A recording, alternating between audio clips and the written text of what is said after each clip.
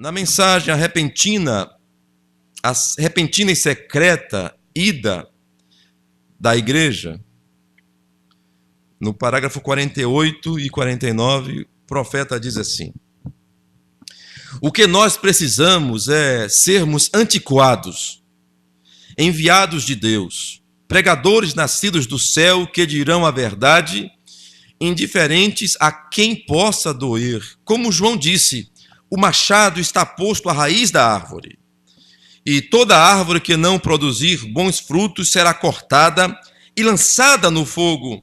Nós precisamos de pregadores, profetas como os que irão bombardear e usar os julgamentos de Deus como munições para destruir esta condição iníqua que estamos vivendo.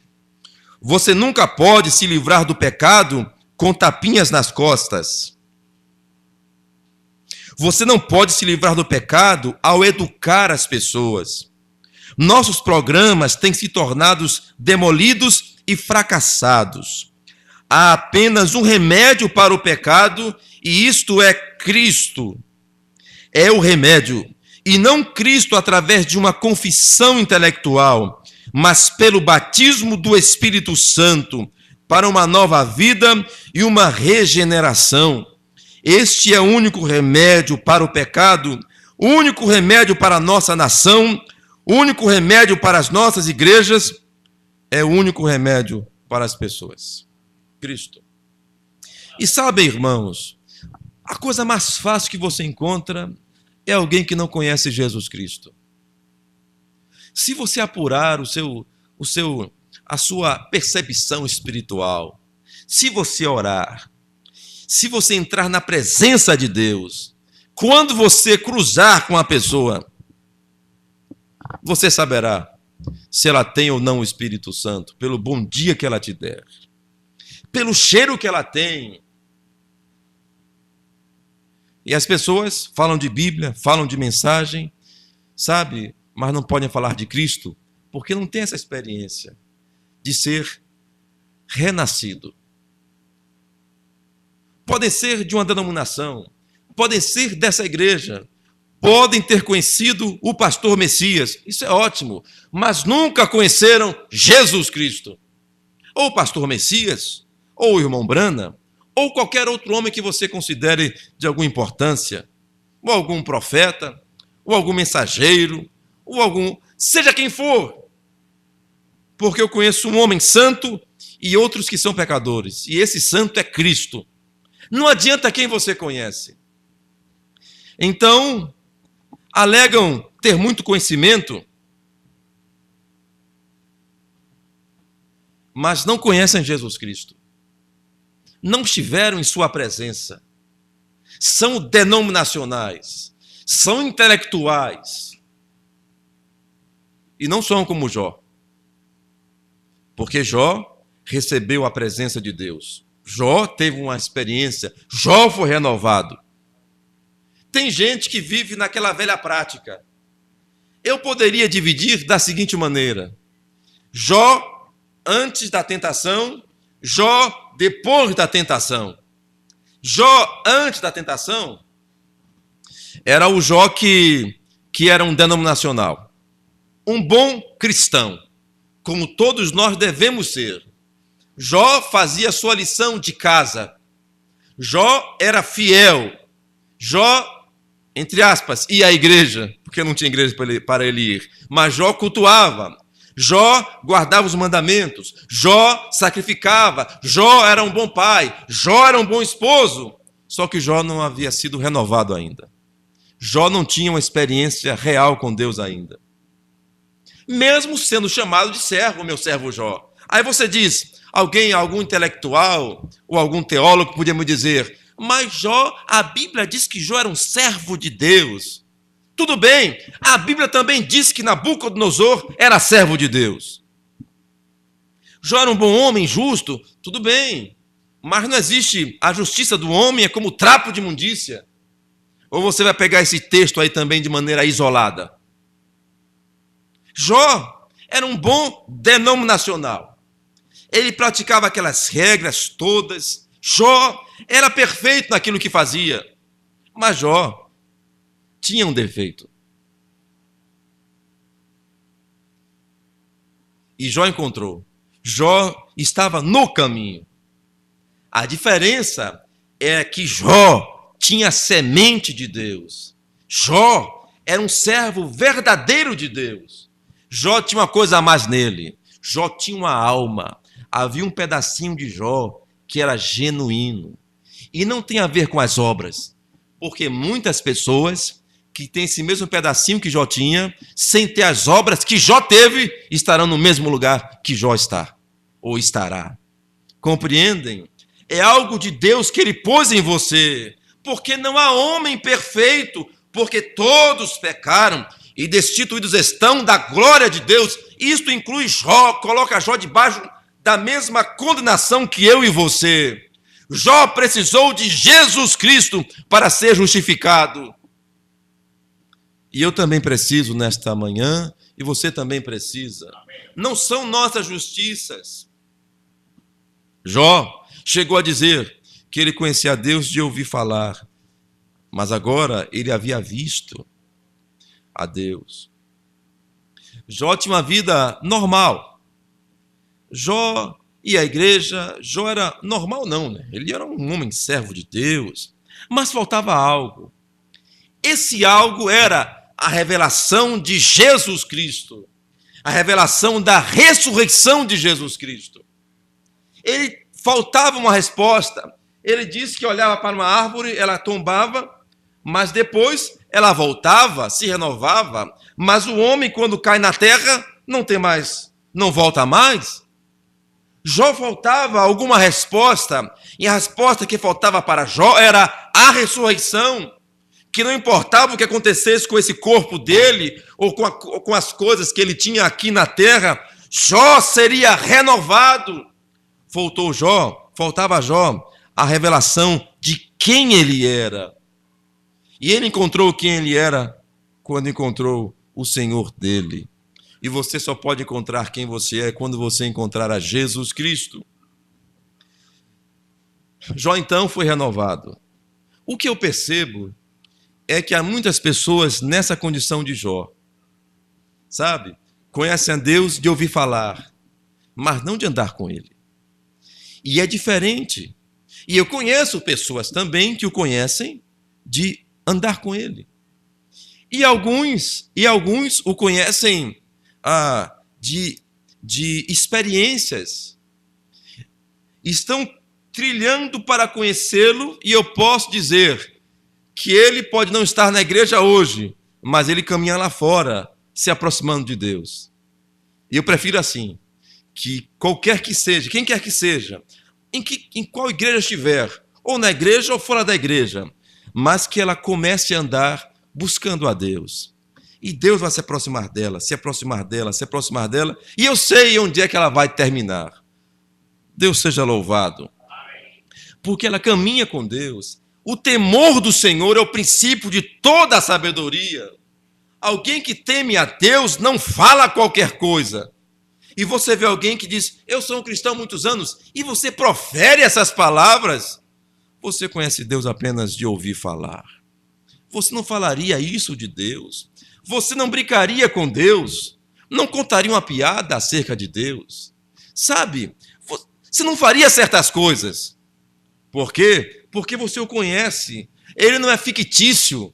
Uma pessoa que está num lugar distante, ele está perto de você. E qualquer pessoa sabe que você não consegue falar tudo de uma pessoa, ela estando perto de você, né? Tem coisas que você evita falar, porque pode ser mal entendido. Mesmo falando sem...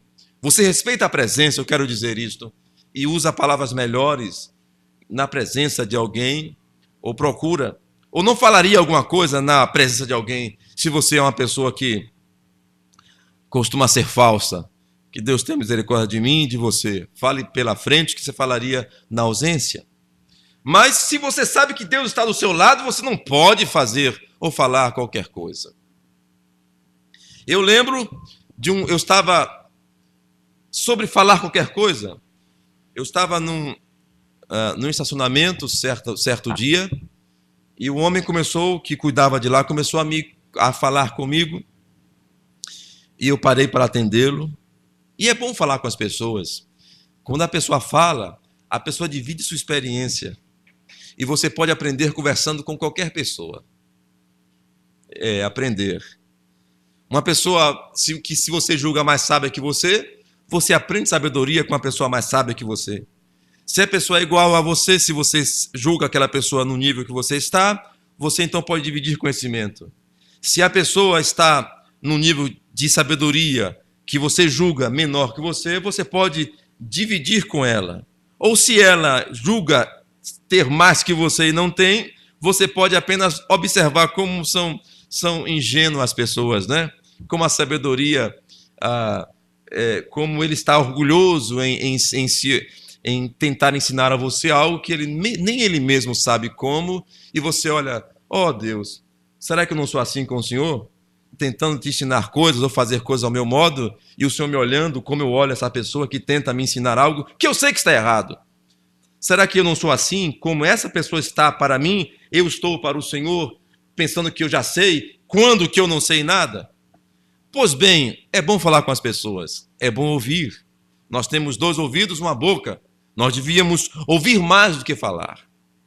E eu ouvi aquele rapaz que me falava, e ele era guardador das vagas ali. E haviam 2 vagas reservadas para os donos do estabelecimento. Chegou uma senhora, e ele um rapaz simples, chegou uma senhora com um carrão, e não tinha vaga no estacionamento, e ele disse... E ela então foi na vaga que estava reservada. Passou por cima do cone, vou parar aqui mesmo. E ele, então, tentou dissuadi-la dessa ideia de deixar o carro ali, que era a vaga do dono. O dono chegasse para parar o carro, ia parar onde? E a mulher olhou para o rapaz e o desprezou. O desprezou. Agora veja isto aqui. Esse rapaz... Logo próximo tem uma companhia de polícia, e o rapaz era amigo conhecia muitos homens da lei ali, e para infortúnio daquela senhora, quando aquela senhora chamou o homem de macaco, porque ele era um negro, o tenente ouviu. O tenente deu voz de prisão na hora para a mulher. Aqui eu paro. Aquele que foi chamado de macaco ficou triste e começou a chorar. Você me ofendeu, você vai ser presa. Não. Ele não é um crente, não. Agora, se fosse com você, ele não é um crente. Sendo um negro, foi ofendido assim, vergonhosamente. O tenente ouviu e deu voz de prisão e ele interviu. Não. Eu acho que vou chamar ele de irmão? Não, ele não é crente, né? Mas essa pessoa não estava com complexo de ser negra, não.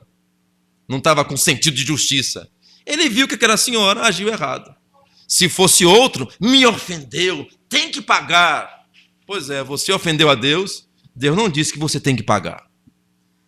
Então eu gostei de conhecer aquele baiano que não tem vergonha de ser um negro. E nem disse, você com esse carrão querer me humilhar, você, esse espírito branquelo, sem trauma. Então tem negro sem trauma? Tem, mas tem uns traumatizados. Eu vi um que não era crente, não era traumatizado. Não estava com complexo por ser um negro. E quando o tenente foi para cima, ele disse, não. E por que eu estou falando isso? Porque quem testemunhou o delito foi o próprio tenente, está me entendendo? Não tinha para dizer, eu vou dizer, não, a autoridade viu o que ela falou. Muito bem. E finalmente deu tudo certo, ela pediu perdão a ele e vai lá e trata ele bem. Ele é um cristão? Não. Agora tem muito crente que se você fizer menos do que isso, você vai arrumar um problema. Por que as pessoas são assim? E eu sou crente, eles são mundanos. Não faça isso. Deus escolheu você porque Ele te amou. Tem muito mundano melhor que você. Ou você acha que você é a melhor pessoa que tem no mundo? O melhor caráter é o meu? Não. Já conheci muito cristão, muito descrente, que eu invejo. O que eu posso fazer se Deus escolheu este ruim para servir a Ele? Ele viu alguma coisa que eu não posso ver. E eu me coloco aqui humildemente, agradecido a Ele por ter escolhido a mim. Mas eu estou contando essa história, aconteceu. Eu ouvi de quem recebeu a ofensa. A autoridade ouviu. Da mesma maneira, quando você anda por aí, se você fala que tem a presença de Deus, Deus está do seu lado. Você tem coragem de falar alguma coisa na presença da autoridade? Ela pode dar voz de prisão para você. Você pode ter que pagar porque você falou na frente do juiz. Não foi isso que Caifás disse? Não precisamos de testemunhas. Ele já falou. Diante do juízo, a pessoa confessa: fiz isso, isso, isso, isso. Para que testemunha? Se a pessoa mesmo está confessando. Ou se alguém comete um delito na frente da autoridade, vamos chamar testemunhas? Não precisa. E ele mesmo é o juiz e ele mesmo é a fiel testemunha, Jesus Cristo. Por isso, quando a pessoa teme a Deus, ela é diferente. O temor do Senhor é o princípio de toda sabedoria. Não tem hora vaga para que ela, uma hora do recreio, para que ela fale e faça o que quiser. Ela é a mesma coisa sempre, porque Deus não a deixa. Ela teme a Deus. Mas há pessoas que hoje estão de uma maneira, amanhã de outra, depois de outra. Pessoas inconstantes não têm o Espírito Santo. Porque o Espírito Santo, quando está numa pessoa, começa a queimar. E queima, e queima, e queima, e queima, e continua ali. Ela nunca é diferente. É que nem uma pessoa filha de crente, ou educada, um descrente que mora na casa que as pessoas são crentes. Sabe? Você até sabe dizer se uma pessoa tem... Às vezes você consegue até dizer que a educação da pessoa, mesmo sendo descrente, mas pela convivência com crentes, você sabe como ela se porta. Porque a convivência com crentes faz ela andar diferente. Porque recebe a influência. Vocês já perceberam isso, não? Filhos de crentes por aí, você sabe. Não são descrentes, mas há algo diferente neles. É a educação que a mãe deu. Não são crentes, mas tem algum crente envolvido ali na vida daquela pessoa. Nós somos o sal da terra e a luz desse mundo. Na ausência de Cristo, nós somos a luz. Se isso aqui é mentira, então é porque nós não somos a igreja de Jesus Cristo. Mas se somos, você é o sal da terra e a luz do mundo. Como é que você, sendo o sal da terra, permite que alguém que não é luz nem sal possa te corrigir? Eles deveriam ter vergonha de corrigir você. Não porque você tem orgulho, mas porque você não tem do que se envergonhar, não tem o que refazer, você agiu corretamente. Não é isso que Paulo ensinou, que até pela nossa palavra ele se envergonhe, pelo nosso palavreado.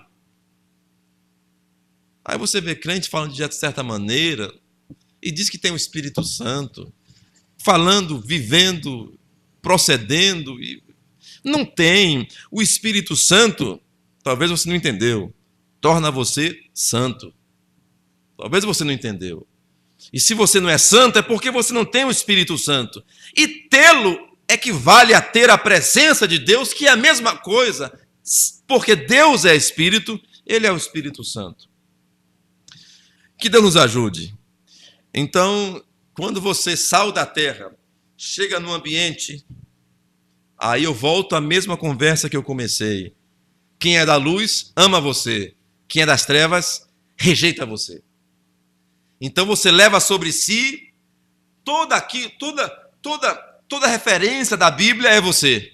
Então você se torna a condenação daqueles dos outros porque não fazem. A sua atitude correta mostra que os outros são errados. E isso é ruim, né? Então é melhor que todo mundo esteja... Vou contar uma história. Três homens foram dormir num quarto de hotel com 3 camas. Um dos homens levantou, arrumou a cama no quarto de hotel, cuidou de seus sapatos, arrumou tudo. E os outros 2 levantaram-se, deixaram aquilo daquele jeito, tudo bagunçado. E aquele que havia arrumado a sua cama agia normalmente com os outros 2, né? Não é normal, não sei. Penso, arrumar a cama de hotel, as pessoas levantam, deixam a cama bagunçada, né? Mas esse homem fez isso. Os outros 2 não fizeram. Fizeram aquela bagunça nas suas camas. 3 camas, uma arrumada e 2 bagunçadas. E o dia transcorreu normalmente. Levantaram-se e tudo mais. E num dado momento disseram, aqueles 2, olha, um disse para o outro, olha só a cama desse nosso companheiro, toda arrumadinha, e a nossa bagunçada. Está errado isso. E bagunçaram a cama daquele que havia arrumado a cama. Esse homem que arrumou a cama está certo ou está errado? Se ele fez para se aparecer, ele está errado. Mas se ele fez por um costume, ele fez porque é normal fazer, é acostumado a fazer isso, ele serviu de condenação para aqueles outros 2, não foi? Pois é. É exatamente assim que as coisas são. Você faz certo e seu irmão faz errado. O seu companheiro faz errado. Você condena ele. É melhor que você também faça errado. Então aí ninguém é condenado. Mudamos a lei. Vocês estão me entendendo? Não querem a palavra. A palavra é o certo. Se você faz errado com a palavra, mude. Eu não vou dizer que a palavra está errada porque você está errado. Você não conseguiu fazer, tudo bem. Muito bem. Nós tivemos aqui, penso que é no Brasil, o Dia da Consciência Negra. Tudo bem. Se eles querem ter a consciência negra, tudo bem. E se nós fizéssemos pela mesma justiça e frisando a beleza negra, ok. E a beleza negra, certamente. Muito bem, que se frisa a beleza negra, ok. Agora vamos frisar também, em um dia especial, a beleza branca. Vamos lá? Ou não precisa frisar a beleza branca, que é uma beleza tão bela, que não precisa frisar. Então já se sabe que a beleza negra e a beleza branca é. Então é bom não frisar nenhuma beleza, ou então só frisar a beleza, fica melhor. Então, pegam os cabelos, botam para cima, aquela coisa ridícula, porque eu não sou obrigado a achar aquilo bonito, e aquilo, aquilo é a beleza negra. Vá na África, converse com um africano ou com uma africana e pergunte sobre um africano e africana o que ela acha desse cabelo Black Power. Você vai ver que isto que se faz aqui e beleza negra é diferente, sabe? Não tem nada a ver. Converse com um africano. Se Deus permitir, eu trago aqui um africano para falar aqui, para dar um glória conosco aqui. Vocês vão ver como eles se sentem complexados. Vocês vão ver. Vocês vão ver como é que é um africano. Não é isto, não. Mas nós somos o sal da terra e a luz do mundo. Nossa atitude respeitosa, nossa atitude cristã, nossa atitude bíblica é que faz a diferença. Não palavreado, sabe? A nossa atitude, a nossa vida condena o errado. Sabe? Nosso olhar é diferente. Quando você está certo, você trata um semelhante de certa maneira. Você trata uma autoridade da mesma maneira. Você trata alguém que lhe deve respeito Da mesma maneira, porque você sabe que nós somos todos iguais diante de Deus. Então, quando chegamos diante de várias pessoas, nós temos a mesma atitude. Não depreciamos, sabe, nem aumentamos ninguém, respeitamos a todos. Mas você sabe que tem gente que olha para baixo assim, ó, porque tem vergonha. Estou com vergonha de quê? Você está com vergonha do quê? O que você fez de errado? Você pecou? Peça perdão a Deus, se arrependa. Se ofendeu, se arrependa do mal que você fez a alguém. Mas envergonhado para querer andar cabisbaixo? Ou orgulhoso para querer andar com o nariz empinado? Nós olhamos para frente. Nós tememos a Deus. Mas, quando você está errado, você não pode... Você tem que falar mais fino. Você tem que fazer algum jeitinho. Que Deus tenha misericórdia de nós. Haja corretamente. Você representará a Deus. E algumas vezes vão jogar pedras em você. Como fizeram com a cama daquele rapaz. É porque você está certo. Então aí bagunçam aquilo para você ficar igual a eles, né? Eu não me importaria com isto. É muito bom sofrer pelo Evangelho. Interessante que alguém sofre e fala, estou sofrendo, e querem se colocar como Jó, injustamente. Bom, eu quero perguntar uma coisa para os irmãos. Quando Jó sofreu, Jó desviou da igreja? Jó foi beber? Jó foi fumar? Jó foi prostituir? Jó foi para a praia de sunguinha? Quando Deus castigou Jó, Jó foi fazer o quê? Jó ainda era um crente sofrendo. Jó não saiu da igreja, não. Agora vem um crente, começa a sofrer, pagar pelos seus pecados. O que ele faz? Sai da igreja. Estou sofrendo. Igual a Jó, bom. Jó sofreu justamente. Jó sofreu, não tendo cometido nenhum pecado, nenhum delito, como nós cometemos diariamente.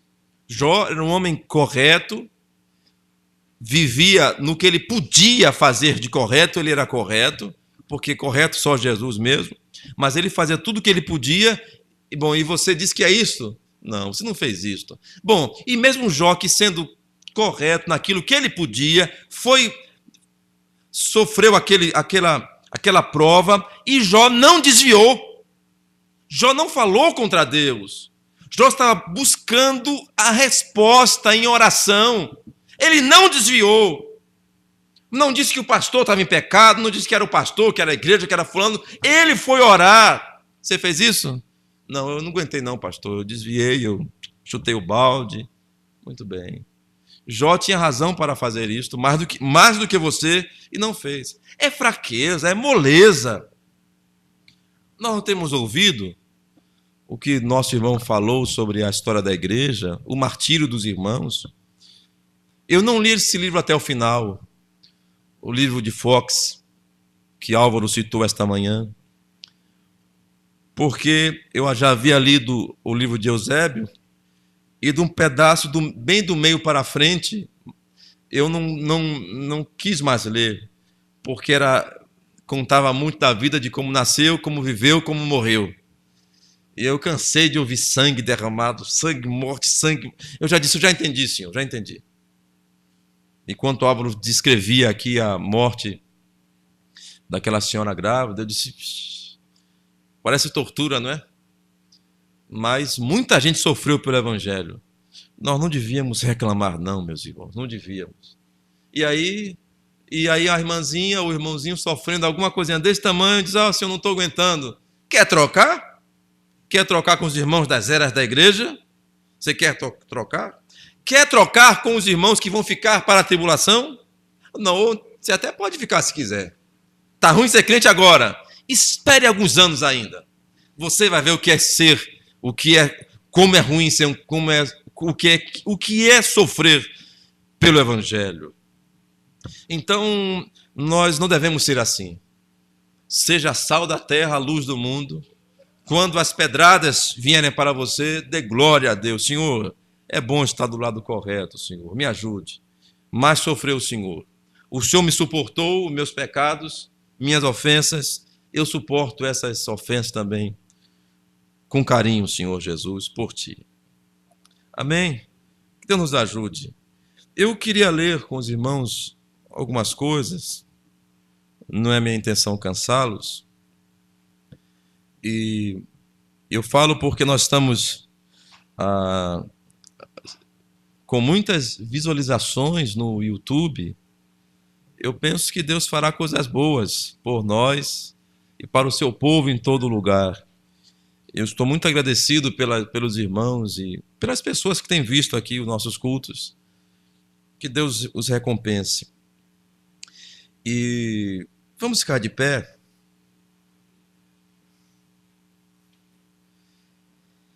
Vamos ler no livro de Gênesis, capítulo 3, versículo 5. Porque Deus sabe que no dia em que dele comerdes, se abrirão os vossos olhos e sereis como Deus, sabendo o bem e o mal. Que o Senhor nos abençoe através da inspiração da sua palavra. Poder sentar. Eu quero ensinar para os irmãos algo bem fino aqui. Todos sabem que nós lemos aqui as palavras de Satanás. Estamos lendo na Bíblia a palavra de Satanás. Satanás disse: porque Deus sabe que no dia em que dele comerdes, se abrirão os vossos olhos e sereis como Deus, sabendo o bem e o mal. Isso foi a serpente. E isso foi a serpente quem falou para Eva. Esse é o contexto. Mas a serpente, e foi precipitado o dragão, a antiga serpente, o diabo. É o que diz Apocalipse. Porque Apocalipse explica Gênesis, e Gênesis é a semente do Apocalipse. O que foi plantado em Gênesis se colhe no Apocalipse. Então, se você quer conhecer os nossos dias, conheça Gênesis. Você saberá o que está acontecendo. A coisa é bem simples. Deus não deu um mandamento difícil para Adão e Eva. Deu? Porque Deus daria para nós um mandamento difícil? O mandamento que Deus deu para Adão e Eva era: há o jardim aqui, e todas essas árvores estão aqui no jardim. Você pode comer de todas, mas 2,17 diz: mas da árvore da ciência do bem e do mal, dela não comereis, porque no dia em que dela comerdes, certamente morrerás. Então o mandamento era simples: creia na palavra de Deus, faça o que a Bíblia diz, é só. E não é esta a mensagem nesta manhã para nós? Faça o que a Bíblia diz. Se a Bíblia manda sermos batizados em nome de Jesus Cristo, como os discípulos foram, nós somos batizados em nome de Jesus Cristo. Se a palavra ensina que a ceia é com pão sem fermento e com vinho, e seguida do lava-pés, nós fazemos isso. Se a Bíblia diz: não permito que a mulher ensine, nós também não permitimos que a mulher ensine, nem use de autoridade como varão, mas que esteja calada na igreja, como ordena a lei. Se a Bíblia diz que se alguém pregar outro evangelho diferente do que eu vos tenho pregado, isso foi Paulo, seja anátema. Se alguém prega alguma coisa diferente do que Paulo pregou, tipo assim, fazer coisas como campanhas financeiras para bênçãos. Paulo nunca fez campanha financeira para bênção. É outro evangelho, é anátema, e assim sucessivamente. Se Paulo não ensinou diferença de dias, por que nós então fazemos diferenças de dias santos? Não tem dia santo, todo dia é santo. Diferença de não pode comer isso, não pode comer aquilo. Paulo disse: coma de tudo que está no açougue, não pergunte. Se alguém prega algo diferente disso, é outro evangelho. Leia a Bíblia, faça o que a Bíblia diz, e só. Só. Amém. Os irmãos do Novo Testamento se reuniam no domingo.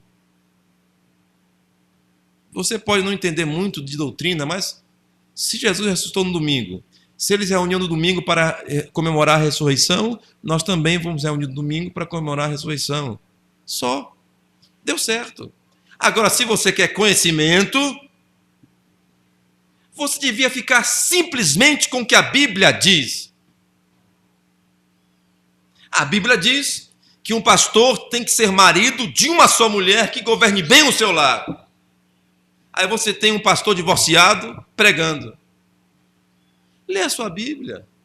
Ou então, você tem uma pastora te pastoreando. Ora, se uma mulher não pode pastorear seu marido, vai poder pastorear você? Ela não pode ensinar seu marido e vai ensinar você? Que tipo de homem é você que faz isto? Que se assenta para ouvir uma mulher pregadora? Não estou falando de uma mulher inspirada por Deus, porque se Deus toma um ser humano, não tem a ver mais com sexo.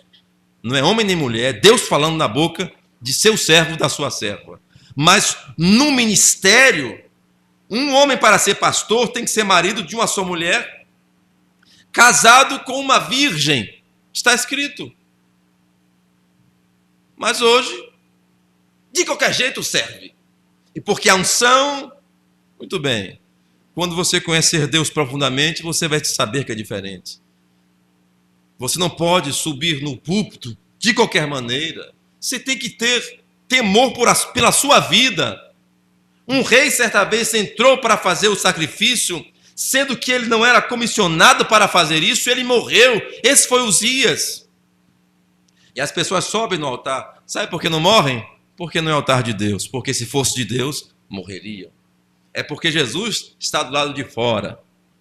Mas na casa de Deus, você não pode fazer, não.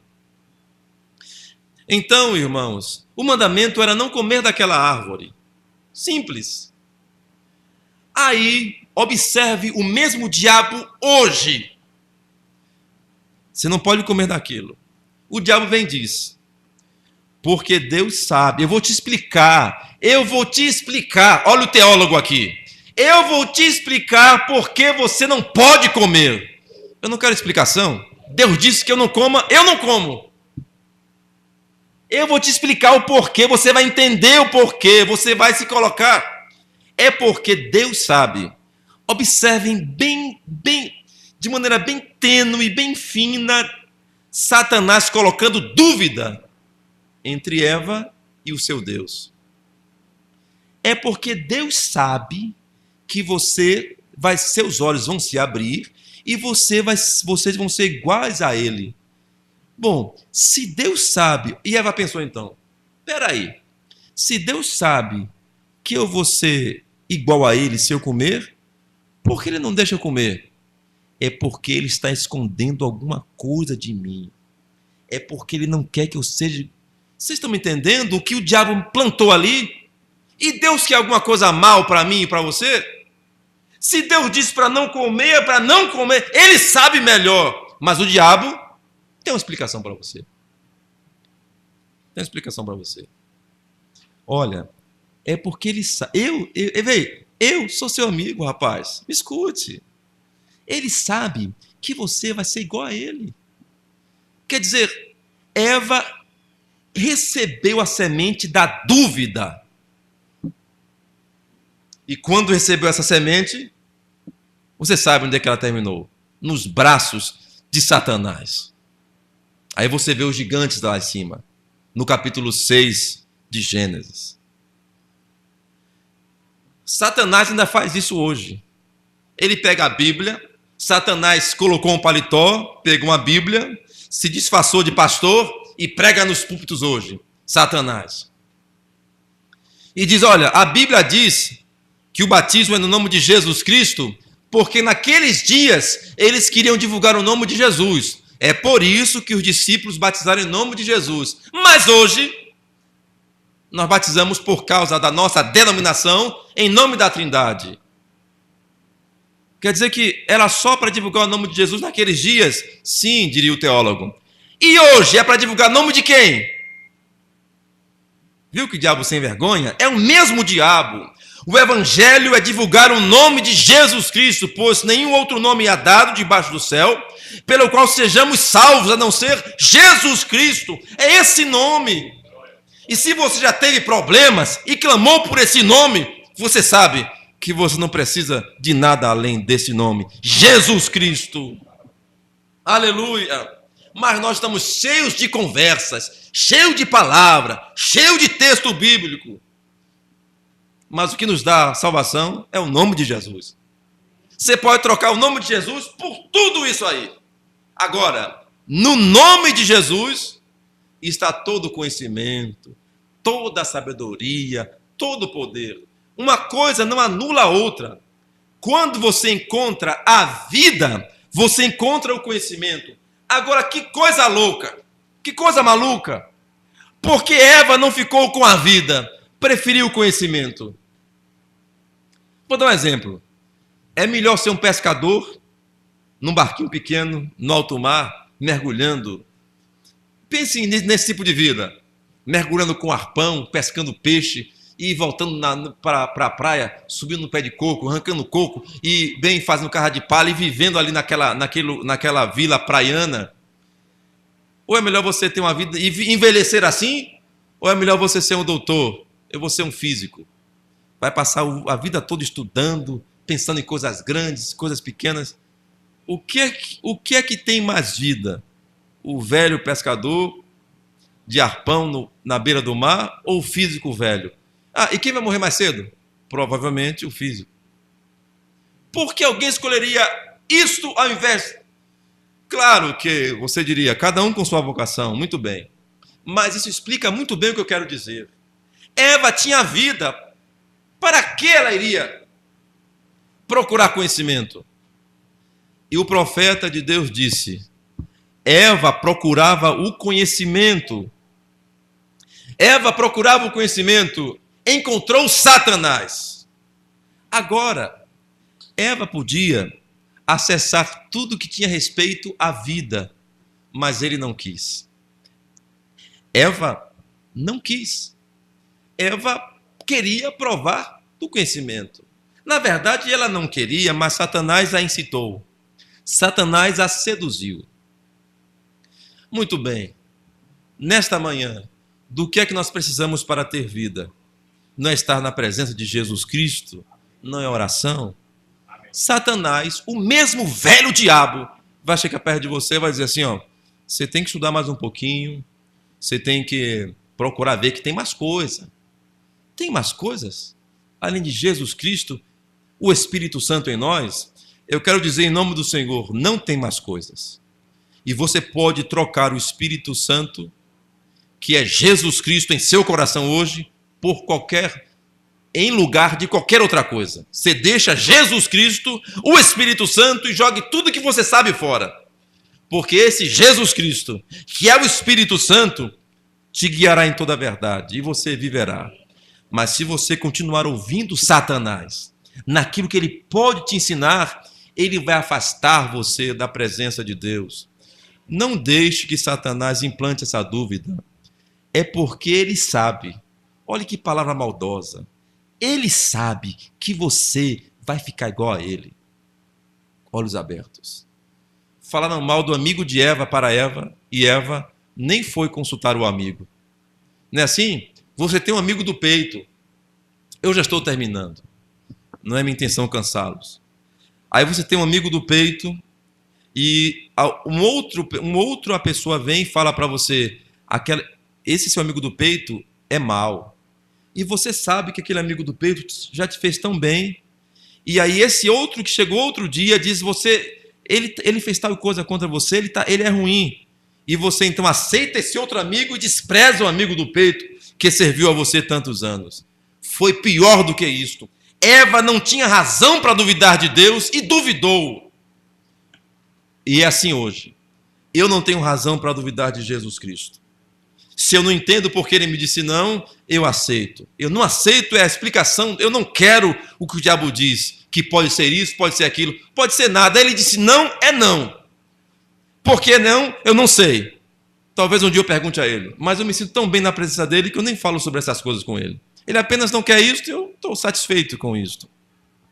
Eu estou satisfeito com o não de Deus. Eu estou satisfeito com o que a Bíblia diz. Por isso que eu procuro viver o que a Bíblia diz e só.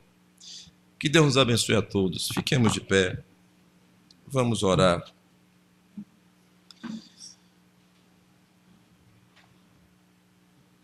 Senhor, nosso Deus, eu quero te agradecer por tua palavra, Senhor. Estamos satisfeitos com ela, Jesus. Não queremos nada além da tua palavra. O que desejamos, Senhor, é estar em tua presença. E tu és a palavra, Senhor. Se temos o Senhor, temos a palavra. Ó Deus, o caminho para o céu não é complicado, Senhor. Permita que esses irmãos que me ouvem, tanto aqui quanto na internet, entendam isto e que se salvem do dia terrível que está se aproximando.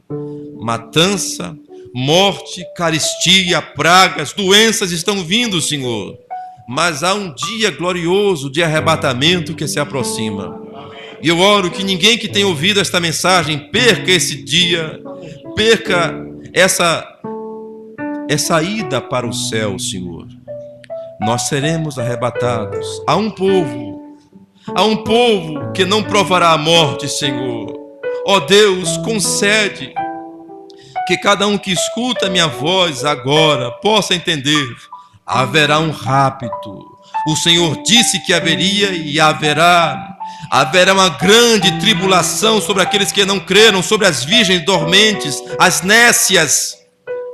E as prudentes entrarão para as bodas, e as nécias ficarão para a tribulação.